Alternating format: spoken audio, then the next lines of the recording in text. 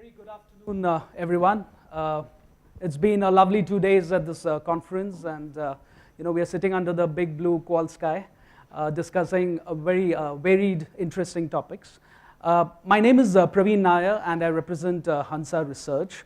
I'm here accompanied by my client, because as you know, the client-agency relationship is a very holy one, right?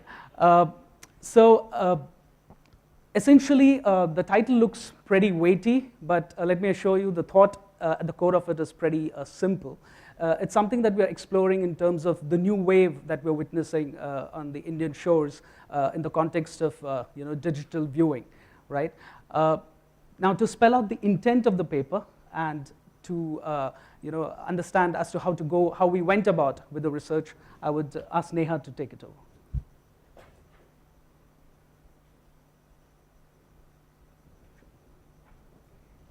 So hi, I do not know how many of you know Saregama as Saregama India, but it's the erstwhile HMV that we talk about. Yeah, so like he said, so to spell out the intention of this entire research and the paper, it was simple. The digital platform, YouTube, is what was the point in question this time for the research. And the question was for Saregama to choose between the dichotomized path. The two questions that we had was either to go ahead with the flow and join the bandwagon of user-generated content, the UGC as we all know it and call it. The path of least resistance, because it does not really necessitate any heavy production cost, or it is not a cost-intensive exercise really, or to go ahead with a path which is less traveled, the path which introduces all of us to web movies or web series as a concept, the path which indeed comes with a production and a cost-led exercise. To answer and to decide between the two paths that were between the two, before us, we have embarked upon a qualitative research, which is where Hansa Research comes into play. The research essentially to answer one key objective, the objective being what drives the affinity levels for YouTube today, what brings in that connect with YouTube, and what can possibly, if not today, deter the viewers of YouTube from viewing it or continue to view it in the future. And therefore, the road ahead for content as we view it on YouTube today. So the framework of this entire paper, and I'm sorry for a text heavy slide here, but the foundation of this research and hence the paper was, as we all know, for a remarkable product connect, it is really important that you connect with the customer at an emotive level. There has to be a certain congruence between what you're offering to the customer and what the product category is, and from that product category, what is it that the viewer really expects. Once we understand this emotional and the product connect, we can hence appropriately prepare the hot buttons for the customer, the buttons that can then be leveraged upon for a more effective and a long-term association with the customer. In our presumption, hence, customer loyalty can be traced back to the mental chord of whether I connect with the customer, whether I see myself in that product, whether I see me in that product that you're offering to me. In other words, every offering has a set of emotions that are expected to go with it. And the question as a marketeer in front of us was whether I stay true to the emotion that is right now congruent to the product category, which was YouTube in this case, or should I be a rebel? So if I be a rebel, will it create new waves in the product category, or will I just rock my boat? That was the question in front of us. And taking this forward, hence, there were two foci or two objectives to the study really. The primary being, I'm preempting at this point, but YouTube as today is viewed more like a filler, a filler when I have 5 minutes, a filler when I'm just waiting at a bus stand or for a cab, a filler when I'm just waiting for my children to come out of the school, so I just go on YouTube, surf a little, I view a couple of videos. As opposed, what stops YouTube hence from becoming a wholesome entertainment destination for viewers? What stops it from becoming an entertainment platform per se? So that was the primary concern, the primary objective that we had with the study. And the peripheral focus, of course, being, so what today, as of today, connects with YouTube, what repels the viewer, and what brings in a certain neutrality towards YouTube. So I'm indifferent. And how can we actually leverage the neutrality, or how can we leverage the connect and make it further strong? So yeah, thanks a lot, Neha. So that was essentially, taking ahead from her, that was essentially the research scope that we looked at. We restricted our research to essentially 14 to 35-year-olds belonging to SEC A households across the leading metros, because essentially factors like trickle-down factor, early adoption, all these were taken into consideration. So the basic approach across premise, construct, and device, the premise was, so what would we do? We essentially mapped the arousal of the viewer, definitely of the emotional kind, right? So the idea was to focus on whether the content was evocative enough, whether the slices of content that he or she was exposed to, how evocative, what was the intensity or the degree of the emotion being evoked, right? Be it positive, be it negative. Because there's an emotional landscape that's associated with all kinds of media experiences. There's a series of emotional registers that you either hit a high or a low on, right? The tactics were essentially just in-house research devices at Hansa, essentially vox pops and socialize, which is nothing but social talking, social listening, trawling across the different kinds of social media, WhatsApp interactions, and also meeting the consumer at his point of interaction with the category, really. So where do the youth congregate? Where do they assemble, really? So a lot of hangout joints, coffee shops, the places where they're comfortable in, where the consumption of YouTube happens collectively. Those were the kind of things that we looked at, right? So we mapped and gauged emotional arousal and emotional distance. The former is really what tells you how heightened the experience is for the viewer, which is the emotional arousal. The emotional distance or proximity, whichever way you look at it, will tell you how close or far the viewer feels he or she is to the content, right? In context of the paper, a very good thing was, despite all the different variables coming into the mix, the age nuances, the psychographics, the demographics, one thing that was articulated across and resoundingly came across was the need for value in the content. So this is just a sneak peek. I think somebody else also yesterday presented this as a construct, and it's a basic construct, but something, what really matters is how you adapt it. So it's the classical emotion wheel. It consists of 8 core basic emotions and the dimensions and the facets of it. How do you translate this into our approach? And that was the key point. And we felt it lends itself beautifully to what we are looking at, which is evocation and emotion.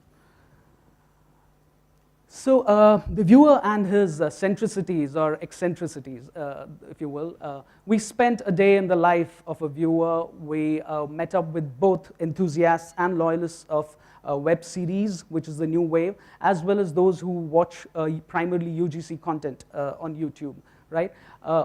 Non-intrusive way, almost immersive experience of sitting with them, watching them, what they view, and then noting down their affinities, the high points of excitement, what is it that repels them, because as we said earlier, it was important to get that continuum of emotions, and trying and seeing where does the UGC content fare vis-a-vis or versus where does the web series content fare. We also introduced mood boards, which were standardized, inspired by the emo wheel, and that was, again, we kind of married it with qualifying adjectives, so we got a good sense of what emotion he or she associates with the kind of content that he or she has shown affinity for. Verbals, non-verbals, needless to say, were important to this because that's how we gauged the different, the modes of approaches. These were the in-house tools, like I said, just to reiterate. We met them at the point of interaction, of consumption of the category. So we essentially did what? We mapped the YouTube terrain, okay, which comprised of your UGC content and your web series. So right now, UGC populates it heavily, the user-generated content. So the questions we were raising is, a basic fundamental question, but I think very important and moot to the way YouTube is evolving or the content on YouTube is evolving, is that perhaps because YouTube is increasingly seen as a filler, or the UGC content primarily, because UGC content populates most of YouTube, right? It's still perhaps still lagging behind in terms of being just a volume player, not in terms of offering some kind of value differentiation. And perhaps in the Indian context, in the Indian scenario, the web series or the web formats or the web movies which are emerging on the Indian shows, perhaps they are what are going to bring value to YouTube as a platform. So again, just consumer speak, the way mirror, the imagery of YouTube as it stands today, and this primarily comes from the UGC bit, is that it's seen as a time pass, it's seen as a filler, it offers me great short videos on all kinds of topics. I get to see, latest what's trending, right? But if I look up most of the content on what's trending on the what's trending list, it's really not something great. It does not make a lot of meaning, So in that sense, it just offers me that short-term gratification, but I do not carry memorability, or it does not give me any carry-back value. So again, all these quotes, all these consumer speak just make a strong case for the need to evolve content, right, on YouTube. The core outcome, certain age-specific nuances that we noticed was, so the typical 18 to 24-year-old, the affinity to UGC content was seen to be highest. We thought it might be very on the surface, but we were also surprised that there were some operational reasons, primarily being limitation of personal handsets, data connectivity, the limited attention spans that we keep talking about. But again, it raises a lot of questions in terms of, is UGC, what it offers them, is it really irreplaceable? So it was a kind of a theory that we had, which we kind of kept on validating with the research as to whether web series could be the new value add or the new value differentiator. The 18 to 24-year-old was seen as someone who is increasingly seeking mature content, and he wants it in a climate of zero censorship. He wants content that's more in your face, which perhaps a web series promises and offers. The 27 to 35-year-old, a bit more, evolved perhaps viewer, he seeks content that is fresh, content that is relevant to him. So what's in it for me is his moot question. And this segment also forms the largest base in terms of moving already from the TV platform to the YouTube platform, and hence we see them as at least kind of experimental and perhaps open to moving on to the web series platform as well. So some discoveries, findings, call it what you will, is that, so there's, what does the web series really offer? It offers constant satiation, for the instant gratification generation. I mean, we marketers just keep on harping that this is the instant gratification generation. So what does a web series really offer? It offers a constant sense of satisfaction, right?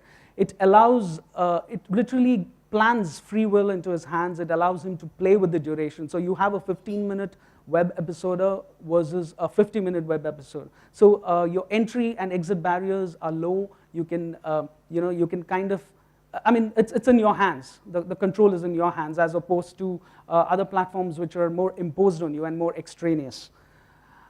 Sporadic ingestion intervals, so the content here is more discovery-led, right?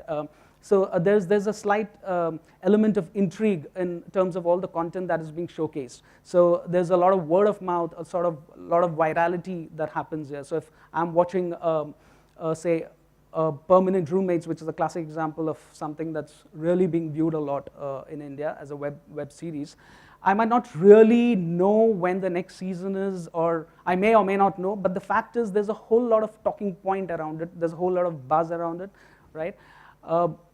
And this makes me feel as if I'm part of an exclusive club.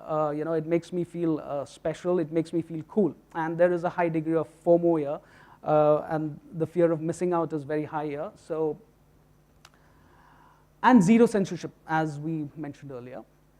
The other points which kind of struck us with respect to the Indian scenario is that so it doesn't preach, it doesn't moralize, so even if it's taking up an issue, it's not something, it doesn't go the textbook way, right? So the tonality is such, it uses humor as a great form of communication. Humor, kind of underplays, or that's the layering to the entire communication, right?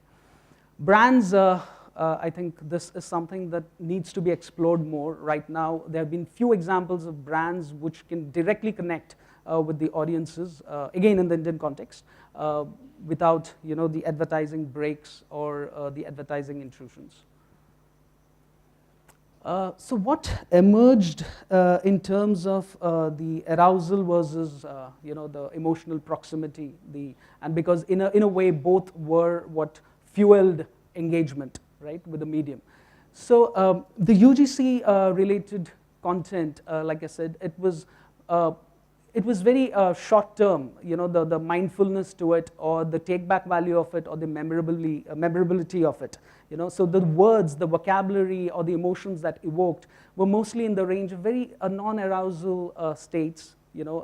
Just words such as okay, it's more comforting, it's good to have, it's nice. But there was no high registers there hitting, and even if there were, the take back value or the carry back value was very little. Versus a web series where one, the emotional vocabulary was very fertile, very rich, and also the registers being hit were pretty high in that sense. So all we're saying is, we're not exactly making a case for YouTube per se, but the fact that there is a need for YouTube or the content on YouTube to evolve, or take a leap of faith for to enable marketers also to connect with their audiences.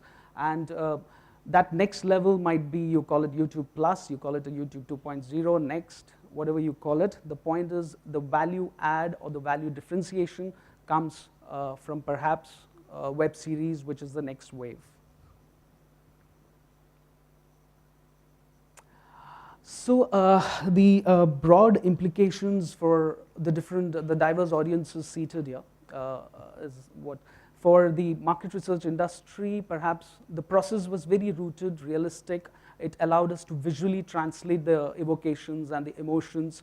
It allowed us to get the, qualitatively speaking, the intensity and the degree of emotion for the different kinds of content that was viewed.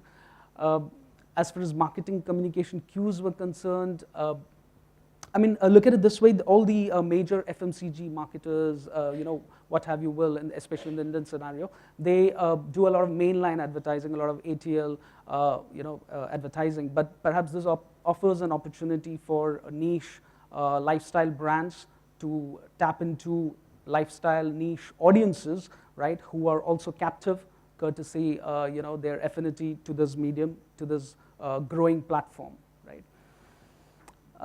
So consumable web formats, again with episodic hooks, which we already spoke about later. There are low entry and exit barriers, so it kind of caters to their limited attention spans, but within the time or the appointment viewing that this format lends itself to, there's a lot of stickability, there's a lot of engagement that's happening.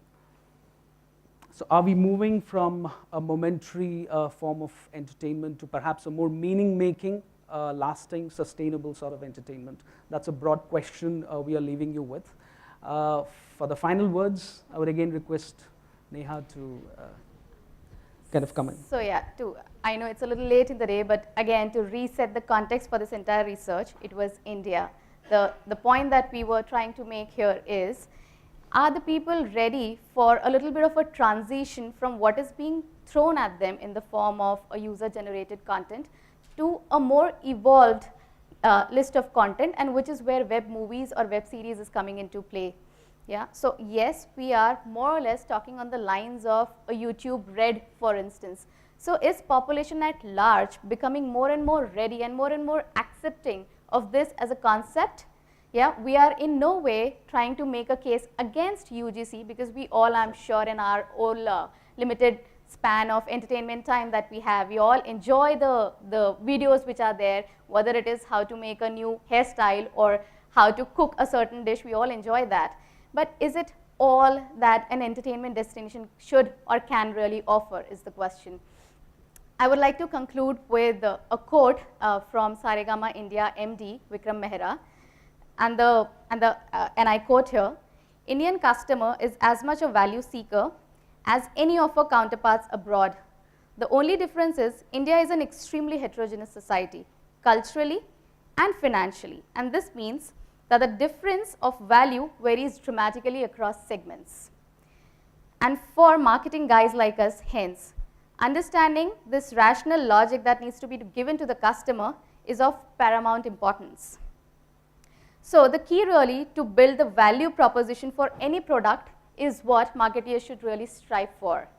What else otherwise defines the behavior of a customer who pays or who is willing to pay 2 times more for a DTH service, which mind you has just recently started in India, as opposed to paying for cable for the same set of channels for half the price, or paying thrice as much to view a movie in a multiplex theater when you can actually view it in a single screen, again for half the price. So the point really is probably these people have got their value definition right, and it's time that entertainment industry also gets the value definition right. And if you do get it right, you'll have the customer going ahead with you on board and paying for you. So thank you. Thank you.